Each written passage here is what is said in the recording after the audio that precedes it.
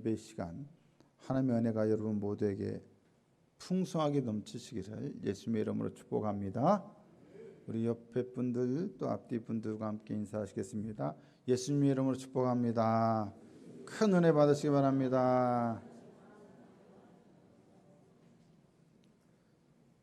말씀 이렇게 인사하라고 하고 싶었어요. 말씀 단디 들으라잉, 이렇게 단디해라, 이렇게. 우리가 좀 나름 그래도 교양이 있으니까 품위 있게 인사를 나누게 했습니다. 오늘은 이사야 49장 1절에서 6절의 말씀을 가지고 세상의 빛이 되기, 이런 주제로 말씀을 나누도록 하겠습니다. 지난주까지 2주에 걸쳐서 우리가 이사야 42장 본문을 가지고 42장 1절에서 3절의 말씀을 가지고 말씀을 나누었는데 설교 제목 기억하십니까? 네. 그럼 뭐냐고요? 세상에 정의 세우기. 정의가 뭐라고 했죠? 히브리어로? 미슈파트. 그래서 이 정의를 두 가지로 얘기할 수 있는데, 하나는 뭡니까? 예수님 안에서 복음 안에서 우리를 의롭게 하신 그런 하나님의 의, 복음 안에 드러난 의. 그래서 우리가 구원받았고 그 의를 우리가 세상에 드러내야 한다라는 의미의 정의. 또 하나는 뭡니까? 말 그대로 도덕적이고 윤리적인 의미에서 힘없고 가난한 자들, 상한 갈대와 같고 꺼져가는 등불을 돌아보는 사역을 우리 교회가, 우리 성도들이 해야 한다는 의미에서 세상에 정의 세워야 한다는 의미의 정의 세우기. 이 두 가지 의미를 같이 살펴봤습니다. 오늘은 이제 세상에 빛이 되기. 빛이 되기. 하나님은 이스라엘을 당신의 종으로 선택하시고 부르셨습니다. 하지만 이스라엘은 종이면서도 어떤 종이었습니까? 주인의 말을 지독히도 듣지 않는 문제 많은 문제적 종이었습니다.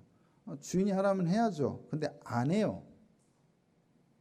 이러한 이스라엘의 상태에 대해서 이사야 선지자는 이렇게 이사야 48장에서 말을 해주고 있습니다. 첫 번째, 이스라엘에는 진실이 없고 공의가 없다는 것입니다. 이사야 48장 1절에 야곱의 집이여 이를 들을지어다. 너희는 이스라엘의 이름으로 일컬음을 받으며 유다 혈에서 나왔으며 여호와 이름으로 맹세하며 이스라엘의 하나님을 기념하면서도, 여기까지가 쉽게 말하면 하나님의 백성이지 하나님의 종이라는 얘기잖아요. 그러면 어떻게 해야 돼요? 말을 들어 먹어야죠. 근데 어떻게 해요? 진실이 없고 공의가 없다. 말 정말로 안 듣는다. 또 두 번째로 이사야 선지자는 그들에 대해서 완고하다라고 말합니다. 완고하다. 이사야 48장 4절에 내가 알거니와 너는 완고하며 내 목은 쇠의 힘줄이요 내 이마는 노시라. 얼마나 완고하면 하나님께서 너의 목은 쇠의 힘줄이요 너의 이마는 노시라, 이렇게 말씀을 하셨겠습니까? 세 번째, 이스라엘은 배신하는 자들입니다. 이사야 48장 8절에 보니까 내가 과연 듣지도 못하였고 알지도 못하였으며 내 귀가 옛적부터 열리지 못하였나니 이는 내가 정녕 배신하여 모태에서부터 내가 배역한 자라 불린 줄을 내가 알았음이라. 여러분, 배신하죠. 하나님의 말씀을 듣지 않죠. 거기까지는 이해가 돼요. 그런데 어디에서부터요? 모태에서부터 배역한 자라, 이렇게 말씀하십니다. 얼마나 그렇게 말을 안 들었으면, 불순종했으면 그렇게까지 하나님께서 표현을 하셨겠습니까? 하나님께서 너는 내 사랑하는 자다 이렇게 말씀하셔야 하는데 너는 배신자야, 배역자야. 그것도 어디에서부터? 모태에서부터. 이렇게 얘기되면 정말 문제가 많은 거 아닙니까? 종의 사명을 제대로 감당 못하는 이스라엘을 대신하여 하나님은 다른 말 잘 듣고 신실한 여호와의 종을 부르시고 선택하셨습니다. 그 여호와의 종에 관한 본문이 이사야서에 몇 군데 나온다고 했습니까?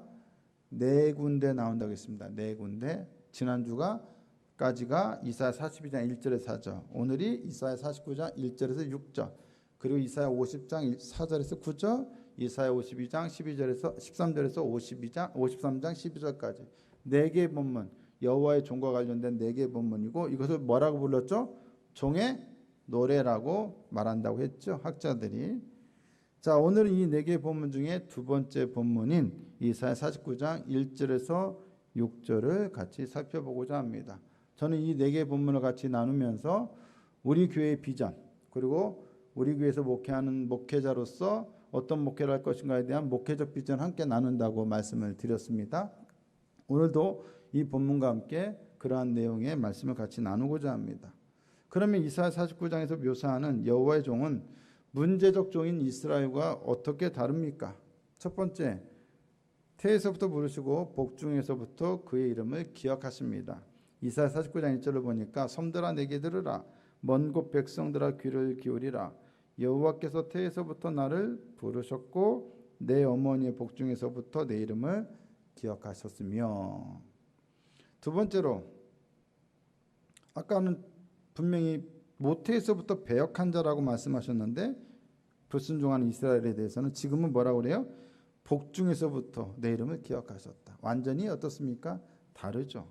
두 번째로는 날카로운 칼 같고 갈고 닦은 화살처럼 만드신다는 겁니다. 이사야 49장 2절에 내 입을 날카로운 칼같이 만드시고 나를 그의 손그늘에 숨기시며 나를 갈고 닦은 화살로 만드사 그의 화살통에 감추시고. 날카로운 칼같이, 갈고 닦은 화살같이. 뭡니까? 제대로 써먹겠다는 거죠. 왜 칼을 갈고 화살을 갈고 닦습니까? 써먹으려고 그런 거죠. 써먹으려고. 근데 이스라엘은 말을 안 들어서 도무지 써먹을 데가 없어요. 근데 여호와의 종은 분명히 그 목적이 있어요. 세 번째는 하나님의 종이자 하나님의 영광을 나타낼 사람으로 이스라엘로 선택하셨다는 겁니다. 이사야 49장 3절에 보니까 내게 이르시되 너는 나의 종이요 내 영광을 내 속에 나타낼 이스라엘이라 하셨느니라.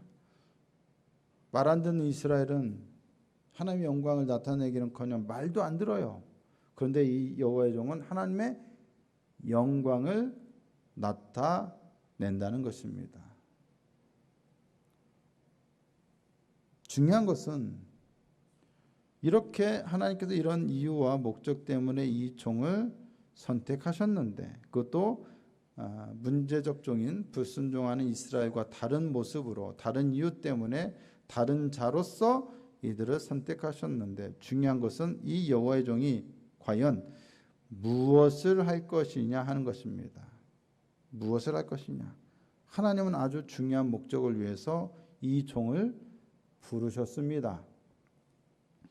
바로 종의 사명은 이스라엘을 돌아오게 하는 것과 더불어 하나님의 구원을 땅끝까지 이르게 하는 것, 즉 이방의 빛이 되게 하는 것입니다. 그것이 바로 네 번째 우리가 이 종에 대해서 생각해 볼게 될 것입니다.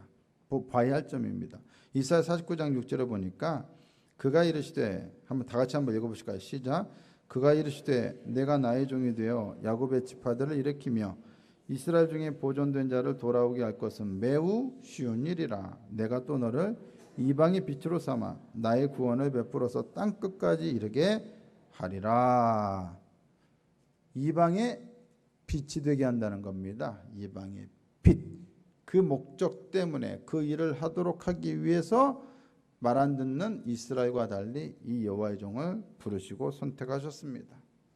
여호와의 종은 이방의 빛이 될 것입니다. 그것은 세상에 하나님의 구원을 베푸는 것, 하나님의 구원을 선포하는 것, 하나님의 구원을 이루는 것입니다. 그에 비해 이스라엘은 이러한 사명은 고사하고 자기조차 구원받는데 실패했었습니다. 하지만 하나님은 이제 이 종을 통해서 당신의 목적을 이루실 것입니다. 그러면 하나님은 과연 누구를 통해서 이 목적을 이루시겠습니까? 이 목적을 이룬 인물은 누구입니까? 그 여호와의 종은 누구입니까? 네, 요한복음 8장 12절을 보니까 주님께서 이렇게 말씀하십니다. 같이 한번 읽겠습니다. 시작. 예수께서 또 말씀하여 이르시되 나는 세상의 빛이니 나를 따르는 자는 어둠에 다니지 아니하고 생명의 빛을 얻으리라. 예수님이 뭐라고요? 세상의 빛이다. 아까 이사야 49장 6절에서는 이방의 빛이라고 했죠. 이방은 달리 말하면 열방을 가리키고 열방은 달리 말하면 세상을 가리켜요. 그러니까 이사야 49장에 나오는 이방의 빛이나 요한복음 8장에 나오는 세상의 빛이나 뭡니까? 같은 거예요. 결국 뭡니까? 세상의 구원이라고 하는 하나님의 궁극적인 목적이 누구를 통해서? 예수 그리스도를 통해서 성취된다는 것입니다. 그런데 하지만 여러분, 그것이 끝이 아닙니다. 마태복음 5장 14절을 보실까요? 같이 한번 읽겠습니다. 시작. 너희는 세상의 빛이라. 산 위에 있는 동네가 숨겨지지 못할 것이요. 너희는 누구입니까? 원래 세상의 빛은 누구라고 했어요? 예수님입니다. 그런데 예수님께서, 그 세상의 빛이신 예수님께서 누구를 향해서? 그의 제자들 향해서 뭐라고요? 너희는 세상의 빛이라. 진정한 세상의 빛, 즉 유일한 빛은 예수 그리스도이시지만 그분을 믿고 따르는 우리들도, 제자들인 우리들도 이제 하나님께로부터 세상의 빛이 되도록, 이방의 빛이 되도록 부름 받았다라는 것입니다. 예수님을 통해 세상의 구원을 성취하시고 작은 빛들인 우리들을 통해서 그 구원을 땅끝까지 베풀고 선포하게 하는 것이 하나님의 목적이요 뜻입니다. 우리 모두는 이런 의미에서 세상의 빛입니다. 교회는 세상의 빛이 되어야 합니다. 그래서 목회의 본질과 교회 사명에 관한 두 번째 주제에 관한 오늘 설교의 제목은 바로 세상의 빛이 되기입니다. 누가요? 우리 교회와 우리 모든 성도들, 우리 각자가 다 세상의 빛이 되어야 합니다. 세상의 빛이 되기 위해서 우리가 알아야 할 것은 무엇인지 지금부터 같이 생각해 보고자 합니다. 첫 번째, 하나님의 선택을 생각해야 합니다. 하나님의 선택, 구별된 존재. 세상의 빛이 되어야 할 우리의 사명을 위해 우리가 첫 번째로 알아야 할 것은 바로 하나님의 선택입니다. 하나님이 우리를 선택하셨다라는 것입니다. 무엇으로요? 세상과 구별된 존재로 선택하셨습니다. 이사야 49장 1절 다시 한번 봅니다. 섬들아 내게 들으라. 먼 곳 백성들아 귀를 기울이라. 여호와께서 태에서부터 나를 부르셨고 내 어머니의 복중에서부터 내 이름을 기억하셨으며. 여기서 섬들아 이렇게 부르고 있습니다. 섬들을 부르고 있습니다. 호명하고 있습니다. 이사야서는 빈번하게 섬들이라고 하는 표현을 사용하고 있습니다. 섬들을 호명한다는 것은 여호와의 종을 통한 새로운 날이 유다와 이스라엘만을 위한 것이 아니라 저 멀리 온 열방을 향한 것이기도 하다는 것을 알리기 위해서입니다. 섬들은 먼 곳 백성들입니다. 그것은 이스라엘과 매우 먼 지역에 떨어져 있는 민족들, 세상의 땅끝에 사는 민족들, 이스라엘 백성과 전혀 관계없는 민족들, 여호와의 이름을 전혀 들어보지도 못한 민족들, 이스라엘이 생각할 때에 하나님의 구원의 은총을 전혀 받을 수 없는 민족들을 가리키는 표현입니다. 반면 여호와의 종은 태에서부터 부름받았고 복중에서부터 그 이름이 기억되었습니다. 여호와의 종과 이 섬들은 어떻습니까? 완전히 다른 사람들이고 구별된 사람들입니다. 태에서부터 복중에서부터라고 하는 표현은 하나님께서 아예 처음부터 그들을 따로 누구와 달리 섬들과는 달리 따로 선택하셨고 구별하셨다는 것을 분명하게 해줍니다. 이름을 기억하셨으며라고 하는 말이 나옵니다. 이 기억하셨으며에 해당하는 히브리어 말은 특별히 기억하다, 언급하다, 부르다는 의미입니다. 그런데 이것은 그의 이름을 특별히 기억했다, 정말로 기억했다라는 그런 의미로도 번역이 가능하고, 다른 의미로는 이름을 지어 주셨다라는 의미로도 번역이 가능합니다. 해석이 가능합니다. 만약에 이름을 지어 주신 것이라면, 불렀다는 거니까 이름을 지어준 거죠.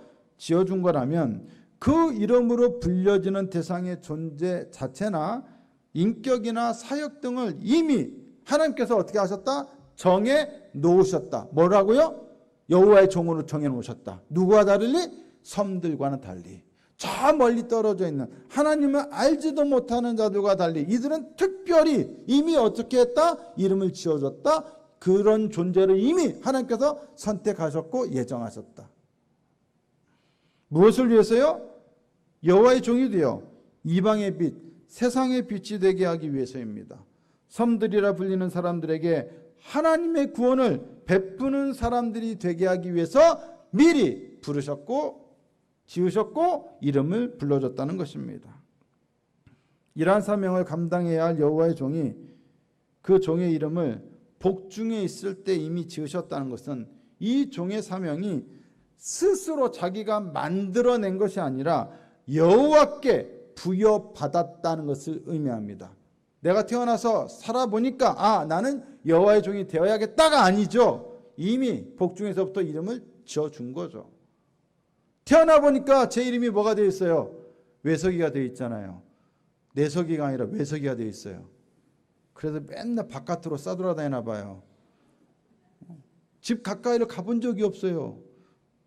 맨날 멀리 부모님하고 멀리 떨어져 있어요. 바깥에 있으니까 맨날 바깥으로 가요. 그래서 어디까지 갔다 왔어요? 제가 저 여러다까지 갔다 왔잖아요. 그 이제 좀 어디 있어요? 부산에 왔네. 기껏 한국에 들어왔더니 뭐 가까운 데 간 게 아니라 부산에 왔어요. 어저께 집에서 저희 아버지 팔순이라 갔다 왔는데 3시간 반, 4시간 반이 걸려요. 휴게소 한번 들리니까. 이름을 그렇게 지어놓은 걸 어떻게 하냐고요. 내가 원했냐고요. 근데 우리 모두 그렇지 않습니까? 여러분 태어나니까 다 이름이 어떻게 되었어요? 지어줘서 온 거예요. 이미 지어줬어요. 누가 지었어요? 부모님이 지었고 집안 어른이 지어줬어요. 우리가 태어났어요. 여호와의 종으로 태어났어요. 누가 지어줬어요? 하나님이 이미 지어주셨어요. 구별시켜줬어요. 누구와 달리? 섬들과는 달리. 완전히 우리로 구별된 존재가 되었어요. 그래서 여러분 이 자리에 있는 거지. 여러분들이 태어나서 내가 태어나 보니 나는 부산에 있는 한누리교회를 다녀야겠다. 한누리교회 성도가 되어야겠다. 그렇게 마음먹고 온 게 아니잖아요. 그렇지 않습니까? 누가 그렇게 부르셨고 지어주셨어요? 이름을? 하나님이요. 하나님이. 어제 아버지 팔순이라 저희 가족뿐만 아니라 친척, 일가 친지들도 불렀어요. 함께 어른들과 또 우리 사촌들, 또 사촌의 아이들. 제가 처음 보는 그러니까 저한테는 오촌이죠, 오촌. 실질적으로 촌수로는 오촌인가요? 네, 맞을 겁니다. 오촌 아이들 처음 본 애들이 있어. 초등학생, 유치원생. 그런데 그 중에 하나가 있는데 제 사촌 동생, 저의 큰 이모의 아들인 그 아이가 그 동생이 딸을 데리고 왔는데 이 딸이 중학교 1학년이에요. 야, 요즘은 중학교 1학년만 돼도 아가씨더라고요. 걔가 제 아기 때 봤는데 어릴 때 3, 4살 때 본 게 마지막이었는데 이젠 중학교 1학년이 돼 있더라고요. 근데 너무 애가 잘 컸어요. 이뻐요. 그래서 제가 걔한테 인사하면서 걔한테 그랬죠. 아이고 이쁘구나. 그러면서 너 내가 누군지 아니? 너 내가 누군지 아니? 그랬더니 얘는 걔 의식 속에서는 저를 처음 보는 거예요. 그죠? 걔는 어릴 때는 봤지만 기억을 못 하잖아요. 처음 보는 거예요. 몰라요. 그래서 제가 그렇게 했죠. 모르지, 당연히. 저를 모르죠. 그래서 내가 누구냐면 바로 너의 이름을 지어준 사람이야. 제가 그 아이 태어날 때 이름을 지어줬거든요. 그 아이 이름이 서은이에요. 서은. 이쁜 뜻에, 이름의 뜻에 어감도 좋은 이름을 지어줬어요. 걔는 제가 지어줬지만 자기 이름을 누가 지어줬는지 모르고 그냥 살아요. 하지만 저는 그 아이의 이름을 지어줬기 때문에 더 애착이 있어요. 이름을 지어줬다는 것은 참으로 귀해요. 관계가 깊다는 얘기예요. 평생에 제가 그 아이를 몇 번이나 봤겠어요. 걔도 그렇고 저도. 근데 이상하게 저는 그 아이한테 애정이 가요. 하나님이 우리 이름을 그렇게 지어주셨어요. 그런 존재가 되도록 살라고, 그런 존재가 되라고 그렇게 지어주셨어요. 하나님 때문에 우리가 존재하는 거예요. 하나님께서 당신의 관계 가운데 우리의 이름을 지어주시고 우리의 정체성을 부여하시고 우리가 어떻게 살도록 구별시켜 주신 거죠. 내가 믿음이 좋아서 한누리교회 성도가 된 게 아니에요. 어쩌다가 내가 운 좋게 예수를 믿은 게 아니에요. 누구 때문에요? 하나님께서 은혜를 베푸신 거죠. 하나님이 그렇게 우리를 지어주셨고 그렇게 불러주셨습니다. 세상을 위한 존재지만 우리는 세상 때문에 존재하게 된 것이 아니라 어쩌다가 우연히 진화론적 그런 우연으로 우리가 존재한 게 아니라 하나님 때문에 존재하며 세상을 섬기는 존재지만 세상으로부터가 아니라 하나님께로부터 우리의 이름과 우리의 정체성을 부여받은 것입니다. 그게 바로 교회요. 그게 바로 성도입니다. 교회는 세상을 위한 존재지만 그래서 세상과는 어떻게 합니까? 달라야 합니다. 왜? 하나님이 구별시켜줬거든요. 너는 섬들이야가 아니라 너는 내 종이야라고 불러주셨잖아요. 섬들이 아니라는 얘기예요. 먼 곳 백성이 아니에요. 너는 내 백성이에요. 그런 존재로 이름을 지으셨고 살라라고 우리를 이 땅에 존재하게 하셨어요. 그렇다면 그게 뭐예요? 구별된 존재로 살라는 거예요. 구별된 존재로. 우리는 세상을 위한 존재지만 세상과 달라야 합니다. 세상을 섬기는 존재지만 세상을 닮아서도 안 되고 세상과 같아서도 안 됩니다. 그렇게 될 줄로 믿습니다. 우리나라에 지금 이름만 대면 알만한 큰 교회, 굉장히 큰 교회 담임 목사로 지금 섬기는 어떤 목사님이 있어요. 이분이 그 교회에 가기 전 교회에서 있었던 일을 제가 알게 되었어요. 이분이 쇼맨십이 좀 강한 분이에요. 한 번은 청년들에게 불러가지고 몇 명을 불러서 내가 예배 시간에 사인을 하면 저기 케이크에다가 불을 붙여서 들어와 이렇게 미리 언지를 준 거예요. 미리 서로 말을 맞춰놨어요. 그리고는 시간이 되었죠. 그래서 어떤 사인을 주니까 청년들이 막 이렇게 케이크를 들고 오는 거예요. 그러면서 뭔가를 했어요. 그게 뭐 본인 생일이었는지 교회에 무슨 행사가 있었던 날인지는 정확하게 모르겠어요. 그렇게 해서 뭔가 의미 있게 굉장히 감동적으로 막 했는데 자기가 그렇게 하라고 시켜놓고는 마치 청년들이 알아서 자원해서 청년들이 기쁨으로 그 일을 한 것처럼 성도들에게 뭐예요? 이야기를 하는 거예요. 성도들은 그 얘기를 듣고 어때요? 감동을 받고 은혜를 받아요. 이게 은혜구나. 이런 일이 있구나. 정말 기쁘다. 성도들은 그냥 그렇게만 알아요. 그렇게만 알아요. 근데 청년들은 어때요? 알잖아요. 그래서 그렇게 한 걸 보고 청년들이 나가면서 뭐라고 했느냐? 지가 시켜놓고는 그랬다는 거 아닙니까? 지가 시켜놓고는. 지가 시켜놓고는 마치 뭐요? 우리 자기들이 알아서 한 것처럼 뭔가 본인을 뭐 섬기고 사랑하고 뭐 은혜를 끼치고 뭐 감동을 주고 하려고 하는 것처럼 포장을 해요. 근데 성도들은 딱 거기까지만 알아요. 그 핵심적인 내용은 그거 한 사람만 아는 거예요. 그런 식으로 뭡니까? 감동을 주는 거예요. 문제는 성도들이 감동받고 끝났다는 거예요. 그건 모르니까. 뭐요? 쇼맨십으로 감동을 줘요. 그리고 감동받았으면 다 좋은 거죠? 하지만 여러분 그런 식으로 감동을 주고 그런 식으로 뭔가 쇼를 보여줘서 성도들을 은혜받게 하는 것까지는 좋은데 문제는 그게 바로 세상의 방식이죠. 교회가 그런 식으로 쇼를 통해서 진리가 아닌 것으로 가짜로 그렇게 해서 사람들에게 감동을 주는 것은 그게 하나님께 기뻐하시는 뜻입니까? 그런 식으로 하는 게 세상과 교회가 달라야 하는 일인데 그렇게 하는 일이 교회가 할 일입니까? 말이 안 되는 거잖아요. 그렇게 해서 교회가 크면 뭐하고 그렇게 해서 성도들이 은혜 받으면 뭐합니까? 그 근본은 거짓인데 우리는 세상과 달라야 합니다. 분명히 달라야 합니다. 여러분 우리가 손해를 보는 것이 있어도 우리는 세상과 달라야 합니다. 신대원 동기 중에 저보다 4살이 많은 목사가 계십니다. 신대원 때는 형이었는데 지금 목사니까요. 이분이 막 굉장히 운동을 잘하고 경상도 사나이입니다. 거제도 출신이거든요. 축구도 엄청 잘해요. 국가대표급으로 잘해요. 막 기질이 강해요. 에너지가 넘쳐요. 혈기도 넘쳐요. 대단합니다. 근데 이 목사님이 저기 어떤 교회에 있다가 어떤 지역의 교회로 청빙을 받아서 갔어요. 크지 않은 교회, 작은 교회예요. 작은 교회인데 가면서 그 교회에서 분명히 그 사택을 살 수도 있었는데 사지 않고 아마 전세로 들어갔던가 봐요. 어떤 사정이 있어서. 그런데 전세로 들어갔는데 그만 이 전세가 요즘 사회적 이슈가 됐잖아요. 전세 사기였어요. 사장은 집이 여러 채가 있는데 사기를 치는 사람이었어요. 여러 사람이 피해를 봤어요. 그래서 다 어떻게 했겠어요? 당연히 돈을 돌려받기 위해서 소송을 걸었어요. 다 소송을 걸었어요. 여러 사람이 소송을 걸었고 결국 사기친 사람은 사장은 감옥에 갔어요. 교도소로 갔어요. 그런데 이 목사도 소송을 당해서 피해를 당했고 사기를 당했는데 기도를 했는데 하나님께서 그런 마음을 주시더래요. 너는 뭔가 달라야지 않니? 너는 목사 아니니? 그래가지고 소송을 걸고 싶은 마음이 있었으나 소송을 안 걸었대요. 그리고 가가지고 사정만 얘기했대요. 우리 어디 가려고? 어디로 가라고 그러냐고? 우리 어떻게 하냐고 사정을 걸었대요. 근데 교도소에 이제 들어가 있는 사람이 다 사람마다 소송을 거는데 이 사람만 소송을 안 거는 거예요. 목사란 사람이. 마음이 어때요? 다른 거예요.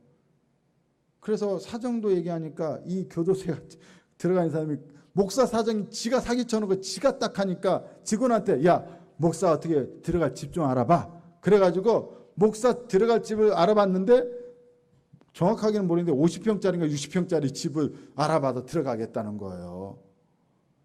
애들이 다 커가지고 다 나가 있거든요. 직장에 뭐 학교에. 부부 둘만 사는데 괜히 뭐 큰 집이 필요 없거든요. 그런데 자기가 집이 여러 채가 있으니까 그중에 이제 남은 집이 있을 거 아니면 그중에 하나를 줘가지고 지금 50평짜리 널찍하게 살고 있다고 그런 얘기를 하고 있더라고요. 물론 언제 나가게 될지는 몰라요. 근데 제가 이야기를 들으면서 직접 들은 얘기인데 야 속으로 그랬지. 이 양반 이 형 성인구자 다 됐네 목회하더니 그런 생각도 들고 제가 근데 굉장히 강력한 도전을 받았어요. 아 하나님의 사람이라고 이런 마음을 품고 기도하고 그렇게 결단을 하는구나. 이거 쉬운 일이 아니거든요. 다르게 살려고 하는 구별된 존재라고 하는 내가 손해본다 할지라도 이게 내가 하나님의 사람이라는 그 본 정체성에 어긋나지 않게 살려고 하는 그 형의 모습 보고 제가 강력한 도전을 받았습니다. 이게 진짜 믿는 사람의 모습이지 목사의 모습이지. 그렇다고 여러분 성도 여러분들에게 여러분들은 소송 걸면 안 된다 이런 얘기 아닙니다. 아시죠? 여러분 바로 이게 우리가 구별된 존재로 하나님께 부름받았다라는 것 그런 존재로 살아가야 한다는 것입니다. 교회와 성도들은 특별한 존재로 선택되었고 부름받았으며 이름을 지원받았습니다. 그분은 우리를 세상으로 섬들로 먼 곳 백성이라고 부르지 않고 하나님의 종이라고 세상의 빛이라고 이방의 빛이라고 부르셨습니다. 우리의 이름을 그렇게 부르시면 우리는 그러한 존재가 됩니다. 마치 빛이 있으라 하심에 빛이 창조되듯이 세상이 그렇게 창조되었듯이 그분이 우리 이름을 부르실 때 우리는 그러한 존재로 창조되고 우리는 그러한 존재로 구별됩니다. 이사야 48장 8절 한번 보실까요? 내가 과연 듣지도 못하였고 알지도 못하였으며 내 귀가 옛적부터 열리지 못하였나니 이는 내가 정령 배신하여 모태에서부터 내가 배역한 자라 불린 줄을 내가 알았습니다. 여러분 이스라엘은 배역한 자예요. 모태에서부터. 그죠? 근데 여호와의 종은 그렇지 않다는 거예요. 모태에서부터 이름을 부르셨다는 거예요. 지었다는 거예요. 여호와의 종은 섬들로 이름 불려진 세상 사람들과만 구별되는 것이 아니라 모태에서부터 배신하고 배역한 이스라엘과도 구별된 존재입니다. 똑같이 하나님으로부터 부름받았고 하나님의 종이라고 불리고 하나님과의 관계성 속에서 존재하지만 참된 여호와의 종은 불순종한 이스라엘과는 달라야 합니다. 사명을 아는 자들은 사명을 모르는 자들과 같아서는 안 됩니다. 똑같이 믿어도 충성하지 않는 자와 충성하는 자는 달라야 합니다. 저들이 저렇게 믿는다고 나까지 그렇게 믿어서는 안 됩니다. 우리는 달라야 합니다. 똑같은 삶을 살아서도 안 되고 똑같은 삶의 방식을 추구해서도 안 됩니다. 참된 교회는 세상과도 구별되어야 하지만 배역한 자들과도 구별되어야 합니다. 똑같은 무늬만 그리스도인으로 살지만 무늬만 그리스도인들과는 다른 참된 그리스도인이 되어야 합니다. 우리 한누리교회는 그런 교회가 되어야 하고 또한 제가 지향하는 목회란 바로 그렇게 세상과 구별되고 사명자가 아닌 사람들과 구별된 그러한 교회와 성도들을 세우는 것이 바로 목회의 비전입니다. 교회 다니지만 세상과 같은 성도, 사명 없이 살아가는 자들과 같은 성도가 아니라 진실한 여호와의 종으로 구별된 성도들로 세우는 것, 그것이 바로 목회의 본질이며 장차 우리 한누리교회가 나아가야 할 방향인 줄로 믿습니다. 두 번째로 우리가 생각해 봐야 할 것은 세상의 빛이 되어야 할 우리의 사명을 위해 우리가 두 번째로 알아야 할 것은 바로 하나님의 준비입니다. 무슨 준비입니까? 하나님의 종으로서 사명을 감당케 하기 위한 준비입니다. 무엇을 통해 준비하십니까? 바로 훈련을 통해서 준비하십니다. 하나님의 준비는 바로 우리로 하여금 훈련된 존재가 되게 합니다. 이사야 49장 2절을 보시면 내 입을 날카로운 칼같이 만드시고 나를 그의 손그늘에 숨기시며 나를 갈고 닦은 화살로 만드사 그의 화살통에 감추시고. 주목해서 볼 것은 무엇을 날카로운 칼같이 만드신다고 말씀하고 있습니까? 무엇을요? 입을요. 입을 날카로운 칼같이 만드신다는 것은 종의 활동이 주로 말로 하는 활동이라는 것을 암시해 줍니다. 목사가 주로 뭘로 사역을 해요? 입으로 사역하잖아요. 입으로. 설교도 뭘로 해요? 입으로 하잖아요. 이사야 11장 4절에 공의로 가난한 자를 심판하며 정직으로 세상에 겸손한 자를 판단할 것이며 그의 입에 막대기로 세상을 치며 그의 입술의 기운으로 악인을 죽일 것이며. 입술에 정말 막대기를 불었다는 뜻은 아니잖아요. 입으로, 입에서 나오는 말씀으로. 요한계시록 1장 16절에 그의 오른손에 오른별이 있고 그의 입에서 좌우의 날성검이 나오고 그 얼굴은 해가 힘있게 비치는 것 같더라. 입에 뭐가 있어요? 좌우의 날성검이 있어요. 하나님의 말씀이 좌우의 날성검이에요. 요한계시록 2장 16절에 그러므로 회개하라. 그리하지 아니하면 내가 내게 속히 가서 내 입의 검으로 그들과 싸우리라. 우리는 세상과 무엇으로 싸웁니까? 말씀으로 싸우는 겁니다. 그렇죠? 우리는 혈기에 대하여 우리의 씨름은 혈기와 싸우는 게 아니라 말씀으로 악한 영들과 싸우는 것입니다. 하나님께서는 여호와의 종의 입을 무엇으로 채우십니까? 하나님의 권능의 말씀으로 그 입을 채우십니다. 하나님의 권능의 말씀으로 부장한 여호와의 종은 말씀을 선언함으로써 세상을 정복하고 다스리며 이기게 될 것입니다. 바로 그러한 입이 되게 하시기 위해서 하나님은 그 종의 입을 날카로운 칼같이 만드시고 갈고 닦은 화살같이 만드시겠다는 것입니다. 훈련시키겠다는 겁니다. 여러분, 날카로운 칼이나 갈고 닦은 화살이 되게끔 하신다는 것은 바로 하나님께서 언제든지 꺼내서 쓸 수 있는 무기로 준비시키신다는 것입니다. 잘 갈고 닦아놔야죠. 잘 날카롭게 갈아놔야죠. 무디면 못 씁니다. 항상 어떻게 돼요? 언제든지 꺼내 쓸 수 있도록 날카로워야 합니다. 뭐가요? 우리의 입이요. 여호와의 종은 하나님께서 전사가 되어 싸우실 때 그분의 손에 들린 칼과 화살통에 채워진 화살이 되도록 훈련되어야 합니다. 하나님의 종인 교회와 성도들이 바로 그렇게 훈련되어야 합니다. 여러분의 입은 얼마나 날카로우십니까? 잘 갈고 닦여졌습니까? 믿지 않는 자들에게, 하나님을 모르는 자들에게 해줘야 할 말이 과연 우리 입에 제대로 채워져 있습니까? 우리는 우리 입을 열어 복음의 진리를 외치고 가르칠 수 있도록 정말로 그렇게 훈련되어 있습니까? 잘 날카롭게 갈려 있고 잘 갈고 닦여져 있습니까? 교회를 10년, 20년, 30년 다니고 설교를 그렇게 많이 들었는데도, 그렇게 많이 들었다면 적어도 믿지 않는 사람들 만나면 해줘야 할 얘기가 몇 시간쯤은 되어야 하지 않습니까? 뭐 어마어마하게 못해줘도 최소한 1시간 정도는 입을 열어 가르칠 수 있고 말해줘야 할 말이 있어야 하지 않습니까? 근데 우리 안에 그 말이 있느냐는 거예요. 우리 입이 날카롭게 지금 잘 갈려 있느냐는 말이에요. 잘 갈고 닦여졌느냐는 말입니다. 입을 열어 외칠 수 있는 말이 있습니까? 이건 이거고 저건 저거고 기독교는 뭐고 예수는 누구고 하나님은 어떻게 하시고 당신은 왜 예수를 믿어야 하고 왜 이 신앙을 가져야 하는지 차근차근히 조목조목 여러분 조리 있게 설명할 수 있습니까? 가르칠 수 있습니까? 전도할 수 있습니까? 말할 수 있습니까? 히브리서 5장 12절을 보시면 때가 오래되었으므로 너희가 마땅히 선생이 되었을 터인데 너희가 다시 하나님의 말씀의 초보에 대하여 누구에게서 가르침을 받아야 할 처지이니. 아니 그렇게 오래되었는데 여전히 하나님의 초보의 말씀을 가르치는 것도 아니라 뭐한다? 아직도 가르침을 받아야 할 처지래요. 얼마나 답답하면 히브리서 기자가 이 얘기를 했겠느냐는 거예요. 지금 여러분들이 이 정도 신앙생활 했으면 뭐 해야 한다고요? 가르칠 입장이지 배워야 할 입장이 아니에요. 히브리서 6장 1절에서 3절을 보시면 그러므로 우리가 그리스도의 도에 초보를 버리고, 초보를 버려야죠. 죽은 행실을 회개함과 하나님께 대한 신앙과 세례들과 안수와 죽은 자의 부활과 영원한 심판에 관한 교훈의 터를 다시 닦지 말고. 왜? 이건 이미 다 알고 있었어야 하니까. 완전한 대로, 더 나은 대로, 성숙한 대로 나아갈지니라. 나아가야죠. 머물러 있는 게 아니라 초부에 하나님께서 허락하시면 우리가 이것을 하리라. 더 나아가야 한다는 거예요. 그런데 아직도 말씀의 초보 수준에 머물러 있다면 도대체 어떻게 된 겁니까? 그동안 교회는 어떻게 다닌 거고 설교는 어떻게 들은 겁니까?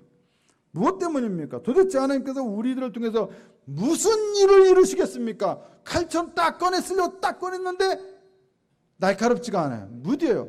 화살을 딱 던지려고 했는데 갈고 닦여져 있지 않아요. 던져봐야 맞아봐야 죽지도 않겠어요. 여러분, 도대체 하나님께서 우리를 통해서 무슨 일을 이루시겠습니까? 너 가서 복음을 전해라고 하셨는데, 너 가서 저 사람에게 복음을 말해라고 했는데 가서 말할 말이 없다면, 우리 입이 날카롭지 않다면 도대체 어떻게 복음을 전하겠습니까? 무엇을 얘기해 줄 겁니까? 어떻게 하나님께서 전사로 싸우실 때 우리들을 무기로 사용하실 수 있겠습니까, 여러분? 그렇게 교회에 오래 다니고 설교를 그렇게 많이 들었어도 세상에 나가기만 하면 꿀먹은 벙어리가 되는 성도들이 많다는 것은 참으로 슬프고도 답답한 일입니다. 믿지 않는 사람들을 향해 말해야 할 내용이 자기 입에 전혀 없는 성도들이 많다는 것은 교회의 비극이요, 목회의 비극이요, 신앙의 비극입니다. 가장 답답한 것 중에 하나는 목사들이 성도들이 해야 할 말을 입에 넣어주는 설교를 해야 하는데 그냥 귀에 듣기 좋은 설교, 그냥 좀 웃다가 감동받았어요 하고 끝나버리는 설교만 한다는 것입니다. 내용이 남는 게 없어요. 자, 여호와의 종의 본문이 몇 개라고? 이사야서에 4개. 4개. 첫 번째 본문이 어디라고요? 이사야 42장이었죠. 그것을 가지고 우리가 무슨 설교를 했다고요? 하나님의 세상에 정의 세우기라고요. 정의가 뭐라고요? 미슈파트라고요. 미슈파트는 몇 가지 의미가 있었다고요? 2가지 의미. 여호와의 종의 본문을 뭐라고 부른다고요? 종의 노래. 다 기억하십니까? 안 하십니까? 오 주여. 자, 여러분 기억하시잖아요. 그죠? 다시 얘기하나요? 다 기억하시죠? 그 말씀이 여러분의 입에 이제 들어갔습니까? 안 들어갔습니까? 여러분의 입을 열어 그걸 얘기할 수 있습니까? 없습니까? 있어야 한다는 거예요. 왜 예수가 여호와의 종이고 왜 그분을 통해서 우리가 구원받았는지를 차근차근히 얘기 나눌 거고 교회가 무엇이 되어야 하며 믿는 자들은 어떻게 살아야 하는지를 이 말씀을 통해서 배우고, 그래서 그 입의 말씀이 그 말씀이 여러분의 입에 귀가 아니라 여러분의 입에 들어가야 돼요. 여러분의 입으로 그런 말하지 못하면 그건 아직 여러분 게 아니에요. 한번 들었다고 여러분 게 아니에요. 수백 번 들었어도 여러분이 말하지 않으면 여러분 게 아니에요. 그렇습니까? 안 그렇습니까? 말할 수 있어야 될 거예요. 말할 수 있어야. 그죠? 알고 있으면 말해봐. 근데 말을 할 수 있으면 네 거고, 못하면 아직 공부를 덜 한 거죠. 설교는 여러분의 입에 그 말을 채워주는 거예요. 그냥 기도만 듣고 좋네 하고 그게 아니라는 거예요. 말씀을 들었으면 그 말씀을 들은 대로 여러분들이 똑같이는 못해도 최소한 10분의 1은 여러분들이 그 말을 할 수 있어야 돼요. 오늘 목사님 말씀 들은데 말이야 이런 말씀 하더라고 말할 수 있어야 돼요. 제가 우리 아이들 어렸을 때 교회 갔다 와서 예배 드리고 오면 항상 물어보는 게 있어요. 오늘 예배 잘 드렸니? 당연히 예 그러죠. 그리고 오늘 전사님한테 목사님한테 무슨 말씀 들었어? 그러면 이제 무슨 말씀 들었는지 얘기를 해요. 그걸 듣고 얘네들이 무슨 말씀을 들었는지 꼭 확인하려는 게 아니라 잘 들었는지, 그 말씀이 이 아이들의 입에 들어가 있는지 채워졌는지를 저는 확인하는 거예요. 여러분들이 정말로 말씀 들었으면 그걸로 끝내지 마시고 집에 가서 여러분의 아내분에게, 남편분에게 오늘 우리가 듣는 말씀은 뭐였지 하고 같이 얘기를 해보세요. 그게 들어가 있어야 돼요. 그걸 가지고 믿지 않는 사람들에게 말을 해줘야 돼요. 그게 전도예요. 사람들이, 목사님들이 그렇게 해야 하는데 그렇게 하지 않고 그냥 성도들이 이런 설교하면 지겨워한다고, 어려워한다고 안 해요. 말씀을 들으면 성경을 더 깊이 알게 되고 기독교 신앙에 대해서 더 깊이 알게 되는 설교를 해야 하는데 그렇게 하려면 힘들다는 거예요. 전하는 사람이나 듣는 사람이나 너무 힘들대요. 하지만 여러분, 설교는 기본적으로 뭡니까? 가르침입니다. 좀 어려워도 진리를 말해야 하고 좀 진지해도 성경을 가르쳐야 합니다. 웃기는 이야기, 감동적인 이야기 들으려고 설교를 들어서도 안 되고 그런 목적으로 설교를 해서도 안 됩니다. 설교는 설교자뿐만 아니라 말씀을 듣는 청중들의 입을 칼같이 날카롭게 하고 잘 갈고 닦은 화살처럼 되게 하기 위한 하나님의 훈련의 통로가 되어야 합니다. 이 귀중한 시간에 그 일을 제대로 하지 않는다면 왜 설교합니까? 왜 설교를 듣습니까? 목회의 본질, 설교의 본질은 성도들의 입이 날카로운 칼같이 되게 하는 것입니다. 교회는 그러한 성도들이 되도록 훈련해야 합니다. 저는 앞으로 제가 목회하는 동안 또 설교하는 동안 그것을 목표로 할 것이고 하늘교회는 모든 성도들의 입을 날카로운 칼 같고 갈고 닦은 화살처럼 되게 만드는데 최선의 목표를 다할 것입니다. 여러분 듣기 어려우신가요? 네, 아니라는 얘기를 대답하시고 싶다는 걸 압니다. 네. 여러분 우리는 세상과는 달라야 하고 세상에 해줄 말이 우리 입에 있어야 합니다. 그런 의미로 구별되어야 하고 그런 의미로 우리는 훈련되어야 합니다. 이제 10년, 20년, 30년 신앙생활 했으면 목사처럼은 아니더라도 그래도 신앙생활한 사람답게 그 오래도록 훈련받은 사람답게 가르치고 해줄 말이 우리 안에 있어야 합니다. 그리고 교회 안에서도 가르쳐야 하지만 나가서 믿지 않는 사람들에게도 해줄 말이 있어야 합니다. 옛날에는 예수쟁이들이 참 말 많다고 그랬잖아요. 그래서 예수쟁이들은 말 많이 한다고 말 많으면 예수쟁이라고 했잖아요. 근데 요새는 예수쟁이들이 나가서 말을 안 해요. 이상해. 복음을 전해야 하는데 예전에는 그렇게도 할 말이 많았는데 설교를 들으면 가서 막 동네방네 다 얘기하고 그랬는데 요새는 그냥 혼자 은혜 받고 끝나나 봐요. 이상하죠? 들을 정보는 너무 많아요. 교회에서도 듣지만 여러분 인터넷을 통해서도 얼마나 많은 내용을 많이 들어요. 근데 정작 복음을 전한 사람은 예전보다 더 적은 것 같아요. 그냥 저는 그렇게 느껴져요. 이상하죠? 왜 그럴까요? 중요한 것은 우리의 입이 정말로 날카롭게 칼처럼 훈련되지 않았어요. 여러분 우리 교회가 그렇게 훈련될 때 야! 내가 이 시대에 쓰고 싶은 교회가 있는데 칼처럼 잘 날카로운 교회인데 한누리교회가 그런 교회구나 하고 딱 꺼내 쓰시는 거죠. 우리 경쟁교회만 쓰시는 게 아니에요. 우리 교회 쓰신단 말이에요. 언제? 하나님께서 필요로 하실 때. 그때를 위하여 우리가 뭐 해야 합니까? 훈련되어져야만 합니다. 하나님 그렇게 우리를 준비시킵니다. 아멘이십니까? 여러분 모두 이제 말씀을 듣는 것으로 끝내지 마십시오. 말씀을 듣고 말을 하십시오. 여러분의 가족을 대상으로 먼저 시험 삼아 하십시오. 그리고 믿지 않는 사람들에게 찾아가서 전하십시오. 하나님은 그렇게 살도록 우리를 세상의 빛이 되도록 이방의 빛이 되도록 부르셨음을 믿고 그렇게 구별되고 그렇게 준비되는 그러한 존재요, 그러한 교회요, 그러한 성도 우리 모두가 될 수 있기를 예수 그리스도의 이름으로 축복합니다. 감사합니다. 하나님 깨달으신 말씀대로 잘 우리가 선택되어 구별된 존재가 되고 잘 준비되어 훈련된 존재가 되어 세상에서 그리스도의 복음을 바르게 증거하며 살아가는 모든 성도요 또한 모든 우리 교회가 될 수 있도록 축복하여 주시옵소서. 예수님의 이름으로 기도드리옵나이다. 아멘.